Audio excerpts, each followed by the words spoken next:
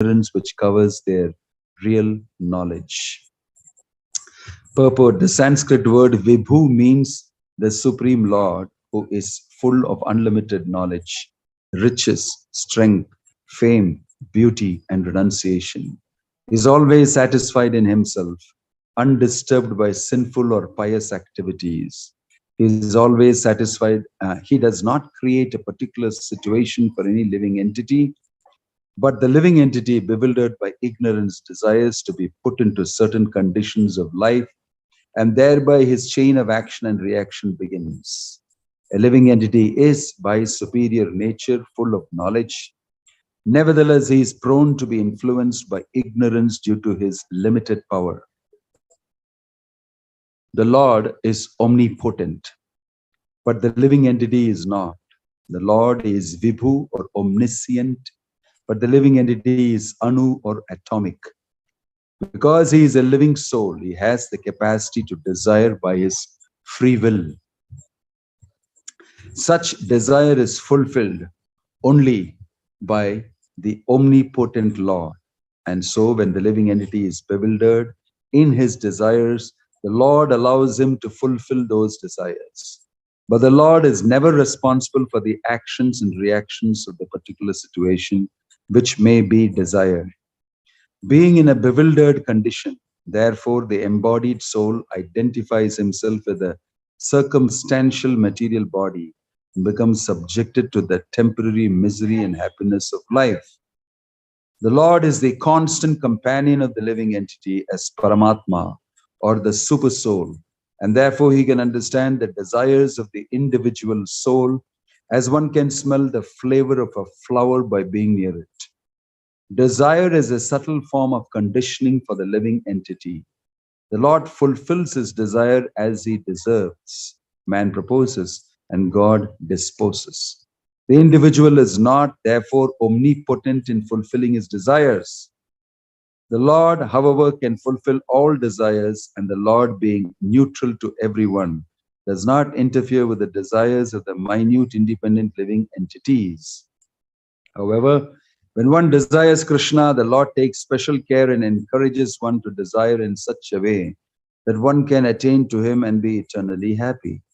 The Vedic hymns therefore declare, Esha yuhi eva sadhu karma karayati tam yam ebhyo lokebhya unnishate Esha yu eva sadhu karma karayati yam adho ninishate. The Lord engages the living entity in pious activities so that he may be elevated. The Lord engages him in impious activities so that he may go to hell. Agnya janturenishoyam atmanah sukha dukkhayoho Ishvara prerito gachet swargam vaspa abhramevacha. The living entity is completely dependent in his distress and happiness by the will of the Supreme, can go to heaven or hell as a cloud is driven by the air. Therefore, the embodied soul, by his immemorial desire to avoid Krishna consciousness, causes his own bewilderment. Consequently, although he is constitutionally eternal, blissful, and cognizant, due to the littleness of his existence, he forgets his constitutional position of service to the Lord and is thus entrapped by nescience. And under the spell of ignorance, the living entity claims that the Lord is responsible for his conditional existence. The Vedanta Sutras also confirm this. Vaishamyanai ghrinaye na sapekshatva tatahi darshayati. The Lord neither hates nor likes anyone, though he appears to. Om Tat Sat, Om Ajnanati Mirandhasya Jnananjana Shalakaya Chakshurun Militam Yena Tasmai Shri Gurave Namaha. Nama Om Vishnu Padaya Krishna Preshtaya Bhutale Srimate Bhakti Vedanta Swaminiti Namine. Namaste Saraswate Deve Kauravani Pracharine Nirvishesha Shunyavadi Paschatya Deshatarine. Jaya Sri Krishna Chaitanya Prabho Nityananda Shri Advaita Gadadhara Shivasadi Gaura Bhakta Vrinda. Hare Krishna Krishna Krishna Hare Hare, Hare Rama Hare Rama, Rama Rama Hare Hare. Jagannath Swami ki, Jagannath Baladev Subhadramai ki. Welcome to everybody to Lord Jagannath's abode, sheltered in Lord Jagannath's lotus feet. One may feel secure. In this shloka of the Bhagavad Gita, Krishna is very clearly stating that we all have free will. We can desire how we want. We can desire wrongly and you can desire rightly. Accordingly, you get your result. And we are free to decide. If you are not educated how to decide for your own good, for your own welfare, then you may desire wrongly. And if you are not associating properly with the right company, again you may desire wrongly. All these are based on choice. What is your choice? What do you desire? According to that, you will commit acts. According to the activity, you will get karma. According to that, you will enjoy or you will suffer. So all of this comes from free will. And the Lord is saying here, I don't interfere with your free will. Nadate kaschitit papam, na sukritam vibhuho. Whatever is coming to you is out of your own action, your own desire. It's got nothing to do with me. I only provide the facility necessary for you to suffer or enjoy, according to your karma. So to think that God can be blamed for bad things that happen to us, and to think that when something good happens to us, we can take credit for it, forgetting God, all these things are again your own choice. This is the nature of human beings. Something wrong happens, all because of him. Something good happens is because of me. That is the way we operate. By default, we think like that only. But with education, you can actually understand what is happening, how things are taking place, what are the laws enunciated by God, and what exactly we should do in this situation and circumstance. This is what is the lessons given in the Bhagavad Gita. If you do not know, you will make a mistake. Kim karmeti, kim akarmeti, kavayopyatra mohita. What to do and what not to do, even the most learned people, Arjuna, get confused. Tatteham pravakshyami yajñatva mokshayate ashubhat. I will now tell you how to do that. You will be cleared from all inauspiciousness. If you follow me, what I'm trying to tell you. Actually, it is very difficult to live in this world successfully without having God in your life. There is no doubt about it. There's no doubt about it. But many people think that it's because of God only we got into these problems. Religion should be kept aside. Religion people and religious people, they fight with each other, they create confusion. Leave us alone. And they've kept religion aside. And we have become a secular country. We rule without religion. But all our decisions, all the politics and everything has got to do with religion. Even though you say you're secular, everything is happening according to that. Because people believe in God. And if you don't educate them properly, they'll become fanatic God worshippers also. So these are all the problems. We have to know correctly what to do, what not to do from the words of Krishna in Bhagavad Gita. Otherwise, you'll make a mess of life. There is no choice for human being not to know God and his instructions. It's not an option. Being God conscious is not an option. If you want to lead even a good material life, you have to be knowing about who God is, what is happening, why I am here, what I am supposed to do, what I should not do. So this is a very important lesson. This is culture. Right from your young age, you're cultured to understand that you are a part and parcel of God. Mamaivam shajivaloke jiva bhuta sanatana. You are a part and parcel of God, part and parcel of Krishna. And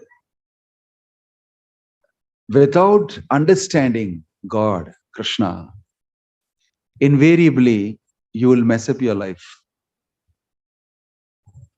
So you can say in many situations throughout in the Bhagavad Gita and the Mahabharata, in the Bhagavatam also, you have many instances of how people are not able to take the instruction of Krishna. So although it is very close by to them, they make foolish decision that they suffer. Ravana, of course, he was a demon by nature, Asura by nature. And being an Asura by nature, he always took decisions against the will of God. That is understandable. Then there are devotees who definitely want the instruction of God, otherwise they'll not do it. Then there are fence sitters who can do this, who can do that. You call them fence sitters. Karna, he did not know who he was, and he came to know from Kunti that actually you are one of the Pandavas. And then Krishna also came and spoke to him. The war is declared. You are one of the Pandavas. You can benefit a lot by making a good choice now. If anybody comes to know that I am part of the Pandavas and everything, naturally, you don't have to feel bad. And nobody will feel bad about you. Because you are a Pandava, so you should make a decision like that, and there is nothing wrong. Your mother is there, Kunti Devi, and you should fight on the side of the Pandavas. So Krishna gave him the choice. If you want, you can now decide. But Karna, he made a choice. No, no, no, I have given my word to Duryodhana. I protect my word. I am Dana Virya Shurya Karna, and I must keep up my word. Even though God is telling him, it's better for you to do this. No, no, no, no. He's telling God, Krishna, no, no, no, very important to keep up my word. What's the meaning of keeping up your word? When God, Krishna, is talking to you, better for you to do is this. Over and above the advice of Krishna, he's thinking, no, your advice is not correct. My advice is, my choice is to do this. And he ruined himself. He ruined himself. Where to observe morality? How God's words are above morality and ethics. For that you need to read Bhagavad Gita. For that you need to read Bhagavad Gita and understand what is the meaning of spiritual life, what is the meaning of devotional life, what's the meaning of Krishna's words. What's the meaning of Krishna's words? Very important for us to know. So, ethics and morality are meant for people who have not yet achieved God consciousness, and they should achieve it. For that sake, it's a guiding principle for that. If you're already being Krishna conscious, like Prabhupada says here, after that, you don't need to make decisions on the basis of morality. That is the meaning of saying what to do and what not to do. Because of disobeying God's order, you will be in greater trouble. Right? But if you break morality and ethics, sometimes in some situations for the service of God, you will never be in trouble. You'll never be in trouble. Because it's God's word. These are all the secrets of action. How to act. That's why Krishna is saying, If you don't know how to act, you may land up doing sinful activities. Sometimes people don't know and they ask and they get wrong advice also. Sometimes people don't know and they ask the right person and the person gives advice and they think I should not take this advice because it's against morality and ethics. So it is so difficult if you do not know Bhagavad Gita, if you do not know the words of Krishna and understand, it is even difficult to decide when you get good advice also. So you cannot take away the burden of your free will and your decision. Accepting Guru, accepting authority does not mean mindlessly, unintelligently, foolishly, like an idiot you have to listen. You have to use your brain and intelligence. You have to use your intelligence. Very important. So don't think that religion means people who follow blindly, people who have no faith. No, it's not true. It's not true. You don't have to blindly follow. Religion means people, you can ask questions. Arjuna is asking questions of Krishna. He's not blindly accepting. He's not blindly accepting. Some things he's saying I cannot do. When Krishna describes the whole Ashtanga Yoga system in the 6th chapter to Arjuna, Arjuna says, I think this is very impractical, not meant for me. I cannot do. Why? I can't control my mind like this. Difficult for me to do. He openly tells Krishna. And in the 4th chapter, when Krishna says, I spoke to Vivaswan, Manave, Praha, Manurikshwa, Kave, Abravit, he tells, how can I believe what you're saying? You're telling 120 million years ago you spoke to Vivaswan. I don't know. I was not there. How can I believe you? He asks this question to Krishna. How can I believe you? So far back you spoke, you're telling, I was not there. I don't know. And I'm supposed to believe you? And Krishna tells him, Bahuni me vyatitani janmani tavacharjuna tanyaham veda sarvani natvam veta parantapa. Many lifetimes have passed for you. I remember all of them, but you don't remember any because I am God. I am Krishna. I am the Supreme Personality of Godhead. You are an ordinary living entity.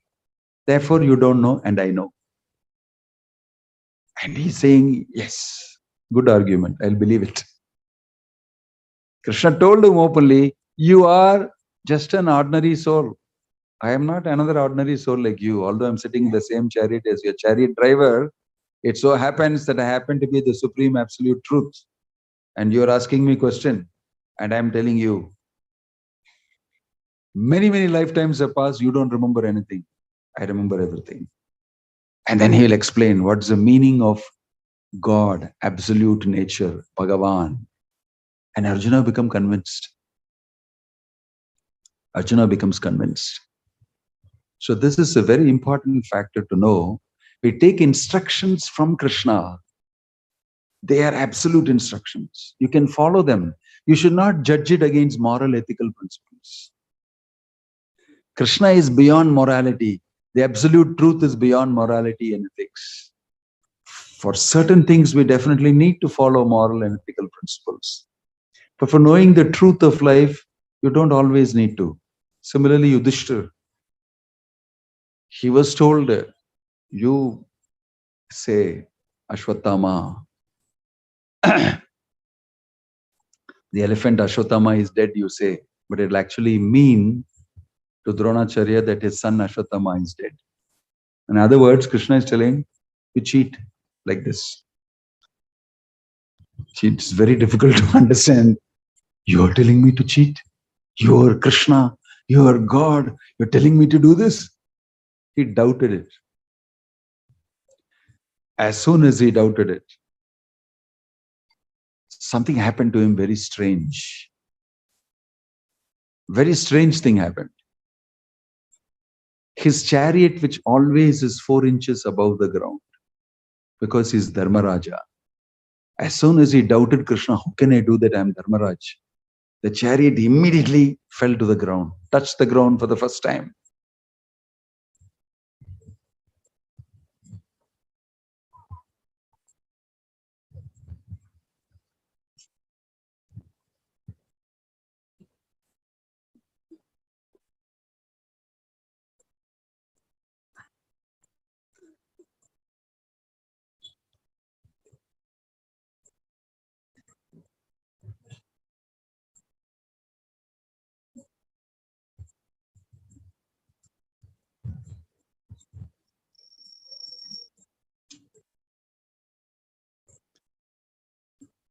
As soon as he doubted, the chariot touched the floor, touched the ground.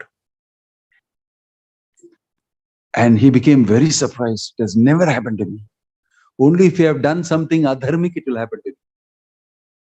Because I did not listen, I did not believe that what Krishna is saying can be done, is doable. This has happened to me. And instantly he agreed to do, and the chariot went up. See? So it is very difficult for material people to judge what Krishna is mentioned in Bhagavad Gita. It's only a devotee of the Lord who understands. Yudhishthira Maharaj agreed to do what was necessary. At the same time, Karna also, Arjuna was told, you kill Karna when he is lifting the chariot. It is stuck for him. And he is not armed. But whereas Krishna tells him, this is the time to shoot him. Otherwise, you have no chance of winning him. He's better than you. So many things we don't understand. The same person who spoke the Bhagavad Gita is doing these type of things and advising like this. So if you're stuck in moral, ethical platform of good and wrong and bad and everything, you can never be able to understand why you should listen to the word of God, of Krishna. That is the challenge. For most people, if you look at Bhagavad Gita in a moral and ethical way, you most probably will not understand it. You have to understand the supreme instruction of Krishna. What is the meaning of instruction of Krishna? Whatever it is, you have to listen to it because it's absolute truth. That is the way you should accept the instructions of Krishna, not that it can subject it to your own intelligence and analyze it and see whether I should follow or not follow and all that. That's not the way to do it. Most probably you will not be able to get the understanding of Gita. So Bhagavad Gita is not meant for being subjected to moral and ethical scrutiny. It's not meant for that. That's why Krishna is saying, Sarva dharman parityajya mamekam sharanam vraja aham tvam sarva papebhyo mokshayishyami ma sucha.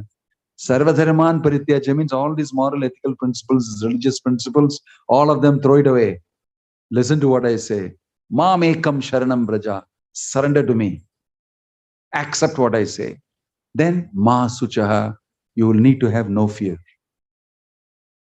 Taking shelter of Krishna and his words, his instructions requires faith. A bhakta has got immense faith because of his love for Krishna. And he is willing to follow the instruction of Krishna. That is what Arjuna concludes finally. Karishe vachanam tava nashta moha smitirilabdha tvat prasadat mayachyuta stito asmi gata sandeha karishe vachanam tava. Karishe vachanam tava. I shall do as like what you said. So Bhagavad Gita should be enacted, acted upon. It is not something, Prabhupada said, it is not an armchair philosophy. Sitting on the nice chair, easy chair, stretching your legs, you relax and you read and then you fall asleep. And then you get up and read a little bit and then you fall asleep. It's entertaining.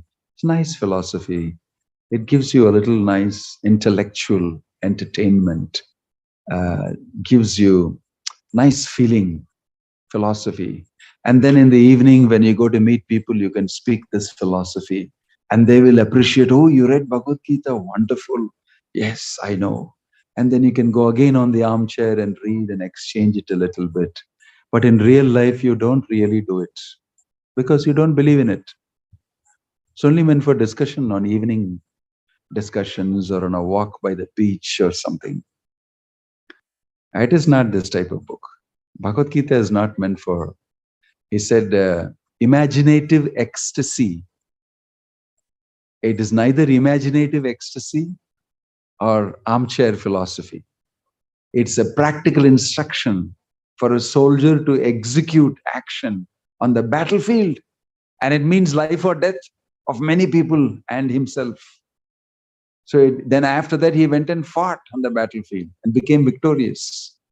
That's the result of Bhagavad Gita. Of course, today they will say that, wow, you people also all warring people, fighting people. We are bringing Bhagavad Gita also instructions on the war. See, same thing, war is going on and people are talking all sorts of things. And this Bhagavad Gita also was spoken on the war field. Anything to do with the war field, I don't want. But hey, understand what is being spoken. All sorts of opinions people have, sweeping opinions. Opinions meant to make them feel comfortable. Opinions meant to make them famous. Opinions meant to sensitize people and sensationalize people. Everybody is very busy using Bhagavad Gita and using such works for promoting themselves. But very few people are really interested in understanding what is spoken, why it is spoken, what context it is spoken, how it is useful to me and for humanity. Bhakti Vedanta Swami Prabhupada was such a person. He deeply understood and gave his purports. He lived this life and he propagated to everybody and boldly went all over the world and said, Krishna is the supreme personality of Godhead. You must listen to his instructions. You must glorify him. Otherwise, human civilization is gone, finished. It's a godless civilization. It will destroy itself. Take the instructions of Krishna from Bhagavad Gita and follow it. Chant Hare Krishna, Krishna Krishna, Hare Hare, Hare Rama, Rama Rama, Hare Hare. Many people liked this very confident, bold pronouncement from the Bhagavad Gita. Wherever he went, whether he went to Germany or America, to Australia, to any place, he spoke as it is the instructions of Bhagavad Gita, without changing it in any way. And some people were very surprised. How bold you must be to come here and speak this, you old man. How can you be so bold? And many people commented, Prabhupada went ahead. And there was a Christian missionary. As a conversation, if you read these conversations, are very wonderful. There's a Christian missionary, a father from a church, who came to have a talk with Prabhupada. Somewhere in the Western world, I don't know the location. And Prabhupada fed him nicely, prasadam. He liked all the Indian preparation. And then he sat down and discussed with Prabhupada philosophy. And he was very impressed with Prabhupada. And he got introduced to all the devotees and they were laughing, joking and discussing philosophy. And he was finding Prabhupada to be a very pleasant personality. Then Prabhupada told him, you read my books and you're open for discussion. You can come anytime and we can discuss and everything. And then Prabhupada had given him a garland from the deities like this to honor him. His father is a head of a community, a Christian community. So he was getting ready to leave. Before that, he asked Prabhupada, how were you able to, before that, he told Prabhupada in the conversation, why you have to come here and do all these things? Here we are already preaching. We're already teaching them the Bible where they know who God is and they're abiding by God. We're already religious. Why don't you go to places where there is no religion? And like that, he was asking questions of Prabhupada. And then Prabhupada discussed with him and said, I can give you more information on God. And then the discussion went on and he said, what are you doing about poor people? In India, there are so many poor people. Then Prabhupada quoted the Bible and he said, the poor, they will always be there. It's part of society. Jesus Christ mentioned that. And then he asked again to Prabhupada, what is it that you're doing that you're attracting all these people? Something about what you're doing. And Prabhupada smiled and told him, you should give your people something to eat. I give prasadam, so they all come to eat. They get attracted, and when they come, I give them philosophy. That is what I do. So he laughed. And then before he got up and went and he was going near the door, he turned to Prabhupada and said, you know what? I already feel like one of your disciples. He was telling this before he's going out. I feel so much at home. So this is the way Prabhupada presented Krishna consciousness in the Western world. People so much liked it because he gave, whether you're a Christian, you're a Muslim, doesn't matter. We should all get together and make it a God-full civilization. And this is my understanding of God as given in Bhagavad Gita and the scriptures. I don't mind listening to you also. And invariably, they all thought that you have a lot more information. Thank you very much.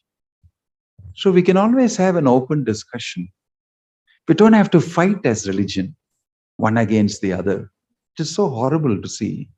And people lose their faith when religious people fight with each other. So in India, it has never been the tradition in religion to fight. It's only people who came from the outside came and fought. But in India, people are, according to the Vedic custom, very tolerant towards religion of all sorts. It is not that you need another religion to tell you something different. Within the Vedic religion, you have atheistic following also. Charvaka Muni. It's not that all the Munis and sages were all great spiritual people. There was Charvaka Muni. Rinam Krita, Rinam Kritva, Gritam Pribet, Yavat Jivet, Sukham Jivet. His philosophy was enjoy life materially because you're going to die anyway. Dehi Bhutasya, Bhasmasya. He said, this body will finish in fire. You will die very soon. Better you enjoy. Rinam Kritva, Gritam Pibet. Gritam means ghee. Take loan and drink ghee. Yavet Jivet, Sukham Jivet. As long as you live happily. Steal, borrow, do something and enjoy life. This is one Muni teaching people. There is another Kannada, Kapila, all of them teaching philosophy, atheistic philosophy. It's not that all the philosophies in Vedic darshanas are all 100% theistic. It's not necessary. So you had all sorts of people under the Vedic umbrella. If you want, if you think so, like Krishna is saying, it is your choice. Because at the end, you will only suffer the karma for that. Right? So all sorts of people were accommodated. And people had all sorts of thoughts. And there were many patashalas teaching many things. Teaching how to do this, how to do that, everything. Right? So Krishna is telling here, out of all types of philosophy, all type of thinking and everything that you may do, this is the highest. In Bhagavad Gita, what he is speaking, Sarva dharman parityajya mamekam sharanam vraja. Best thing for you to recognize me as Bhagavan. Take my shelter and I'm happy to protect you. Ma sucha, don't be afraid. If you come to me for shelter, I'll provide it. And that is the best in yoga, right? He's saying, my devotee is the best yogi, the highest yogi. Yoginam api sarvesham madgate antaratmana shraddhavan bhajate yomam sami yukta uttama mataha. Topmost yogi is my devotee, my bhakta. In this way, jnana, karma, yoga, out of all of them, the best is my bhakta. Bhakti yoga is the best process. Krishna very clearly states that in Bhagavad Gita.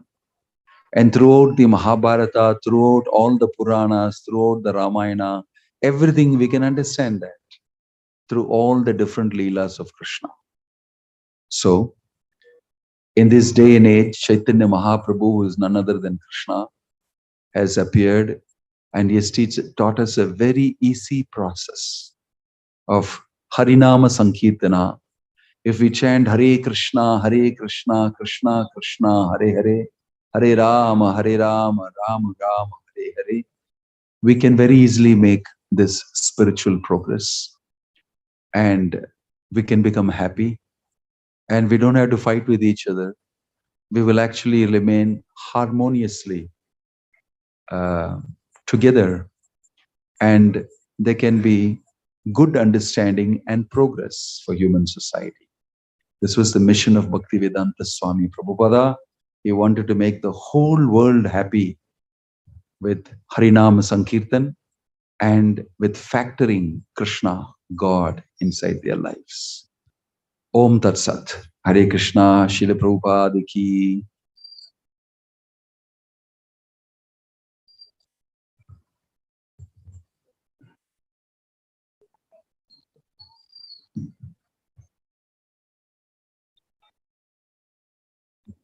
Hare Krishna.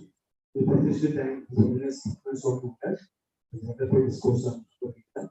If you have any questions, please you can ask please. Any questions, any doubts?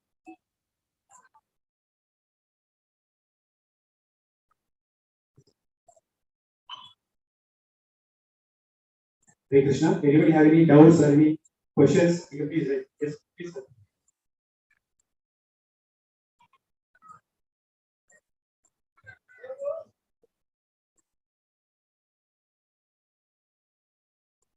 Hare Krishna. I have one question is that I'm always confused between Shiva and Krishna, like Brahma, Vishnu, Mahesh. So Brahma is the creator and Vishnu is the operator and the Shiva is the destroyer. I am always feeling confused that is Shiva also the husband of Krishna himself or is he a separate entity? Because I have also always heard that Shiva is a Tattva. Shiva is not any supreme personality. So could you please give some knowledge on that? Hare Krishna. Yes, thank you. What's your name? Mohit. Rohit. Mohit. Mohit. Yes. So, this is a common question. You must understand, Krishna explains this in Bhagavad Gita, in the 7th chapter, in the 8th chapter, especially in the 7th chapter also. He explains the nature of the absolute and relative. Sarva Karana Karanam, the cause of all causes, is the definition of God, Bhagavan. We must not think about Krishna to be just another God. You must understand, Ishvara, God, is a title given to many controllers in this universe. They are called Devatas. But Krishna in Bhagavad Gita is very clearly delineating the difference between these controllers who are Ishwaras and Parameshwara, who is the controller of the controllers. So, Bhagavan means absolute truth, reality. And this in the relative world, in this material world, there are many controllers, and all because it is relative, the control is also relative and temporary. So Krishna is not another relative controller. Although he accepts a position temporarily as Vishnu, along with other great Trimurtis, for the sake of the functioning of this universe. It is just like, although you're owner of the company and you have maximum shares in the company, you also function as one of the directors. This does not mean that you are like one of the directors, employed. You are owner. But you do. Why? I want to make sure everything is going fine. I've invested a lot of money in that. These fellows may do some nonsense. I want to be there. Isn't it? But if the directors all think you're just another director like me, then you put him in place where required. Isn't it? Similarly, although Krishna is absolute, Janmadhyasya yatah, Anvayad itaratas charteshvu abhijñaswarat, the fully conscious, supreme, independent personality, absolute truth, still he comes into the relative atmosphere as Vishnu. When he's inside the relative world, he's called Vishnu because Pravishyanti tad Vishnu. The absolute enters into the relative world and becomes Vishnu.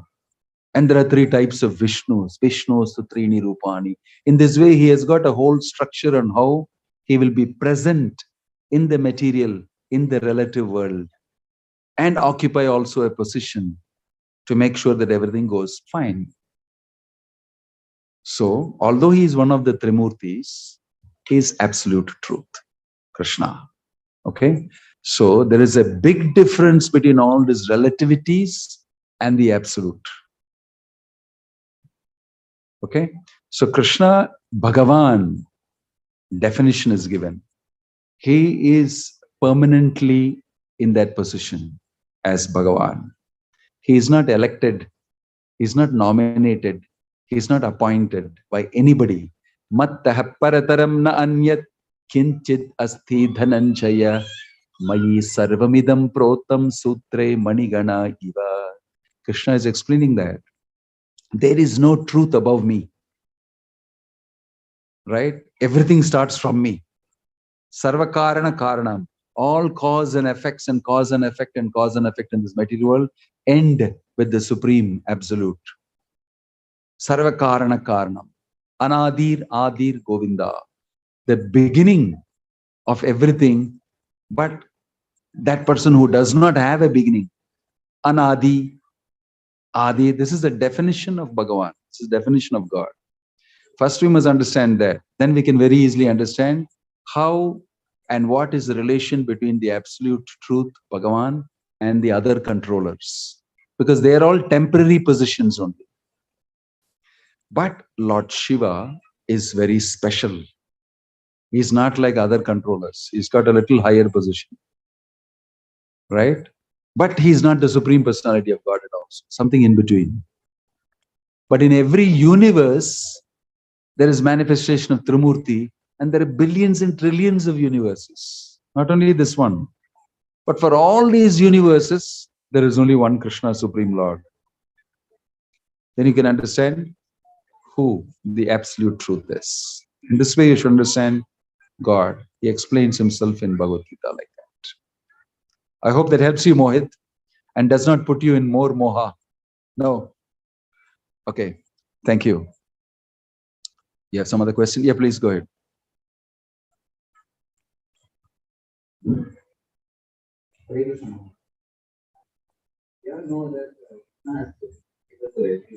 Can you speak loudly? Put the mic closer.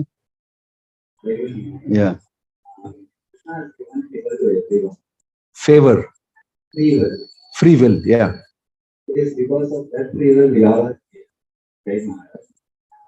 Krishna knows past, present, future, everything. Knowing that if I have given that freedom to this, man, he will of course suffer the going and this program. Of course, Krishna knows that these guys under suffer. So after even knowing, why does Krishna given that freedom? No, freedom means you don't have to suffer. You can also put yourself in a position where there is no suffering. Why you are discounting that? Free will means it's not only that you will suffer, you can also get out of the suffering by your choice. That is also included in free will. So the counter question to you is, why are you choosing to suffer always? Because you've got free will. Krishna is giving you the free will, right? So you exercise your free will and don't suffer. Krishna knows the future. Krishna knows many things, but he's not going to become you. The decision is with you. It's your choice, your individuality. He doesn't interfere with. You act out of your own individuality, and you know the right and wrong, and do the right. Why not? Why you are rather thinking, why is Krishna putting me in a situation where I'm doing wrong? Krishna in that situation has also given you the brains and the intelligence and the free will to do the right also. Why is it you choose to do the wrong? So who is responsible? Human life is a life of responsibility. It means responsibility. You make the right choice. Why not? Because he has given you everything to make the right choice. He's given you Bhagavad Gita, he's given you holy people, he's given you temple, he's sitting in your heart as Paramatma, and he's telling you to, why in spite of all these things you do the wrong thing. But Maharaj, gone in a wrong way. But that's why he has sent you here. I am talking to you to become the right way. Don't you think that he's arranged this for you? So you become right. Because he has arranged, the same father of yours only has arranged you to come here and take these instructions. Starting also, why did he go to What do you mean by starting? It is like each Jivatma, at the first, they are part of Krishna, even now still, they are fallen. It is like they are fallen from our original state. So why did at the starting itself, why did Krishna allow it? Because at the starting itself you have free will. All the time you have free will. Natva evaham jatunasham natvam neme janadhipa nachaiva bhavishyamaha sarve vayam athaparam. He's explaining in the second chapter. Never was there a time when I did not exist, nor you, nor all these kings on the battlefield. And never will there be such a time. We are all individuals. It just happens that I am a supreme individual and you are an infinitesimal individual. But your individuality is a fact, right? And individuality is a fact means free will is also a fact. And free will is a fact means anytime you can choose to go away from Krishna. It's up to you. At the time, I will be having a very nice knowledge. At the time, how that Knowledge alone is not enough. That's what it means. It means even though you have knowledge, you can act wrongly. That's the meaning of Krishna is saying, Kavayo apyatra mohita. Kavi means very learned person. Even they make mistakes. Even they make mistake. But if you become a pure devotee of Krishna, you will never make a mistake. That is the thing. So Krishna is advocating that you become my devotee. And even though you make mistake, you will not fall down. Apichet suduracharo bhajate mam ananyabhak. He's saying, if you're my devotee, even if you slip a little bit, you'll come back. And you'll again make yourself perfect. So nothing is hard and fast rule. You can, it's choice. There are all sorts of choices and permutation and combination of choices of living entities. Krishna is not Hitler.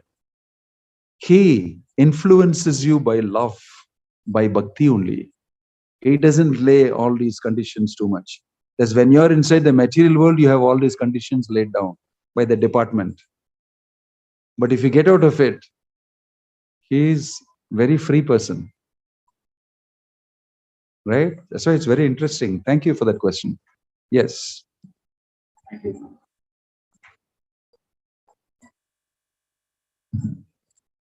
Any other question? Any other questions? Yeah, here.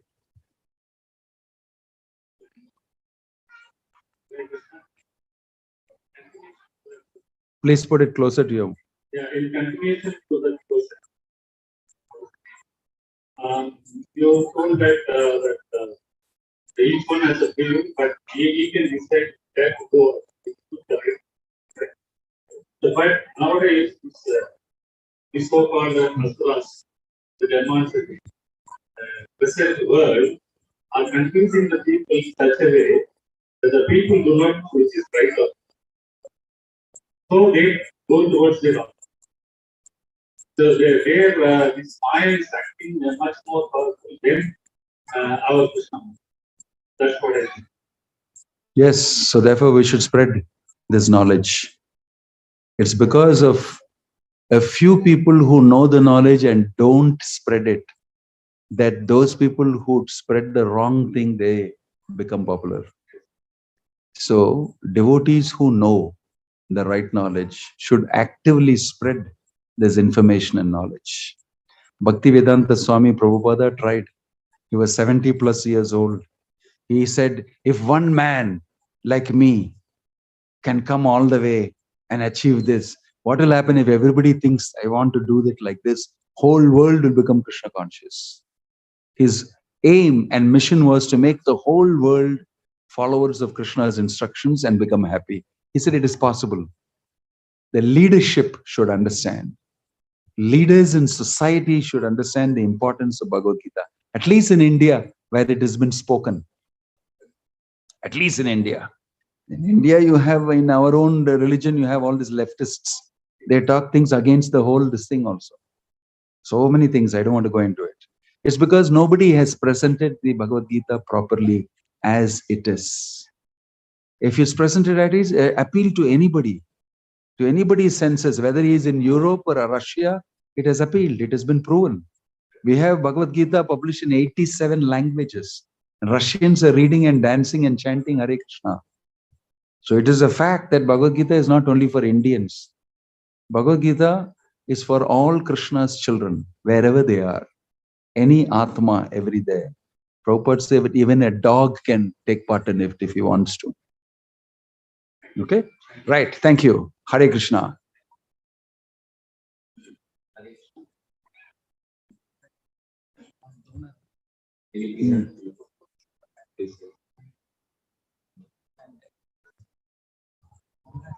Hare Krishna.